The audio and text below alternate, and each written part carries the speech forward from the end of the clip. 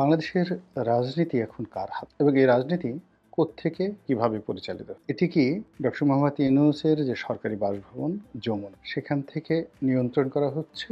নাকি বাংলাদেশের যে বঙ্গভবন রয়েছে রাষ্ট্রপতি জনাব শাহাবুদ্দিন চুপ্পু তার দপ্তর? নাকি সেনাপ্রধান জেনারেল ওয়াকারুজ্জামান তিনি আমলাতন্ত্রে যারা হর্তাকর্তা ব্যক্তি রয়েছেন এই মুহূর্তে সিভিল সার্ভিস, জুডিশিয়ারিতে এবং অন্যান্য সার্ভিসে তাদেরকে নিয়ে এই সরকারের পেছনে থেকে ছায়া সরকার হিসেবে সরকারের সবকিছু তিনি নিয়ন্ত্রণ করছেন। বাংলাদেশে যে ঘটনাগুলো ঘটছে অবস্থার দৃষ্টি মনে হচ্ছে যে কারো নিকটই একক কোনো নিয়ন্ত্রণ নেই। পারস্পরিক অশ্রদ্ধা এবং একে অপরকে উত্ত্যক্ত করার যে প্রবৃত্তি আমরা লক্ষ্য করছি, তাতে মনে হচ্ছে যে আমরা একটা ভয়াবহ অনিশ্চয়তার দিকে এগুচ্ছি। আমাদের রাজনীতির নিয়ন্ত্রণ যদি জনতার হাতে থাকতো, রাজনৈতিক দলগুলোর হাতে থাকতো, কিংবা ধরুন এদেশের যারা আমলাতন্ত্র, সিভিল অ্যাডমিনিস্ট্রেশন, মিলিটারি অ্যাডমিনিস্ট্রেশন, এনিবড মানে সুনির্দিষ্ট করে আপনি যদি বলতে পারতেন যে ওই লোকের হাতে ক্ষমতা রয়েছে এবং তিনি সবকিছুর জন্য দায়ী এবং তাকে জবাবদিহির আওতায় আনা হবে এবং আগামী দিন তার ভালো কাজের জন্য তাকে পুরস্কৃত করা হবে,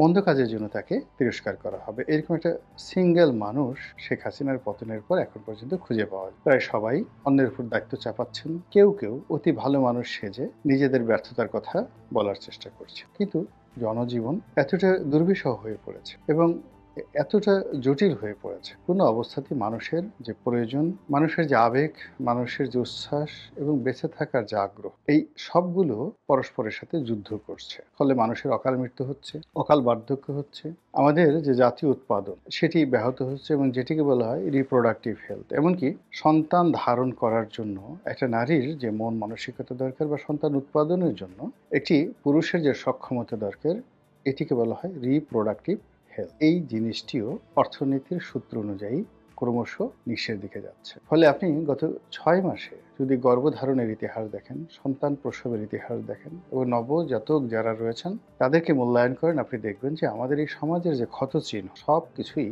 প্রতিটি নরনারীর জীবনে, নবজাতকের জীবনে একেবারে রীতিমতো দগদগে ঘা হয়ে বিরাজ করছে। এই যে সুনির্দিষ্টভাবে একটি রাজনীতি কারো হাতে না থাকা এবং কোনো পক্ষেরই অ্যাবসলিউটলি দায়িত্ব নিয়ে কথা না বলা, দায়িত্ব এড়িয়ে যাওয়ার প্রবণতা এবং সবার মধ্যে সেই ডক্টর মোহাম্মদ ইউনূস থেকে শুরু করে ছাত্র জনতা, আওয়ামী লীগ, বিএনপি, জামাত সকলের মধ্যে অনিশ্চয়তা, তারপর অবিচার, অনাস্থা এবং রাতের অন্ধকার, এই ভয়গুলো এতটা প্রবল হয়ে পড়েছে কেউ কাউকে বিশ্বাস করতে পারছে না। সবার মধ্যেই একটা কৃত্রিমতা দেখা দিয়েছে। আর যখন এরকম একটা পরিস্থিতি তৈরি হয় তখন সঙ্গত কারণে প্রথম যে সুযোগটি যারা নেয় তারা হলো বিদেশি শক্তি। এখন এই বাংলায় বিদেশি শক্তিগুলো অতীতের যে কোনো সময়ের চাই সবচেয়ে বেশি কার্যকর, সবচেয়ে বেশি বিপজ্জনক, সবচেয়ে বেশি তৎপর এবং এই বিদেশি শক্তির তৎপরতার কারণে আমরা অতীতের যে কোনো সময় সেই দুর্বল, অসহায় এবং একই সঙ্গে পরনির্ভরশীল,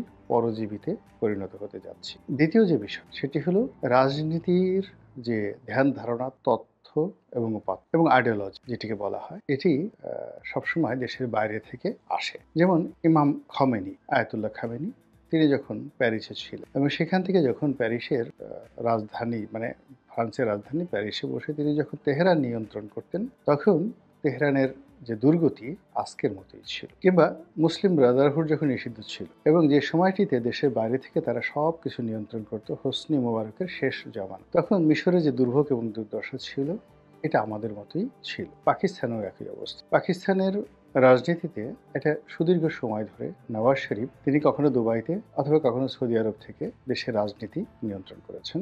আবার একই কাজ করেছেন বেনজির, তিনিও দুবাইতে বসে পাকিস্তানের রাজনীতি নিয়ন্ত্রণ করেছেন এবং পরবর্তীতে ক্ষমতায় এসেছেন এবং কেউ ক্ষমতায় দীর্ঘস্থায়ী হতে পারেননি। এবং তারা যখন নিয়ন্ত্রণ করেছেন তখন যেমন পাকিস্তানের অবস্থা খুব খারাপ ছিল, আবার নিয়ন্ত্রণ যখন তাদের হাতে চলে এসেছে, অর্থাৎ তারা দূর দেশ থেকে এসে যখন ক্ষমতা পেয়েছেন তখন তারা সেটা চালাতে পারেন। ফলে অতীতে তাদের যে বিপত্তি ছিল, যেমন বেনজির ভুট্টোর প্রথমবারের ক্ষমতাচ্যুতি তার দ্বিতীয়বারের ক্ষমতাচ্যুতির চাইতে আরো ভয়াবহ, মানে দ্বিতীয়বারের ক্ষমতাচ্যুতি প্রথমবারের ক্ষমতাচ্যুতির চাইতে আরো ভয়াবহ। আর পরবর্তী একেবারে তার শেষ দিকে তাকে তো জীবন দিয়ে তার দেনা পরিশোধ করতে হবে। তো এই যে পরিবেশ পরিস্থিতি, রাজনীতির যে উদাহরণ, এগুলো বাংলাদেশের জন্য এখন অপরিহার্য হয়ে পড়েছে বলেই এই কথাগুলো বলছি। আমাদের দেশের রাজনীতি এখন এই মুহূর্তে রিমোট কন্ট্রোলে চলছে দুইভাবে, অর্থাৎ বিদেশি যারা শক্তি তারা লন্ডনে বসে, ওয়াশিংটনে বসে কিংবা দিল্লিতে বসে রিমোট টিপ দিচ্ছে। তাদের যে সকল এজেন্ট রয়েছে, অফিস রয়েছে, দালাল রয়েছে, ফুরিয়ে রয়েছে, তারা সেই রিমোটের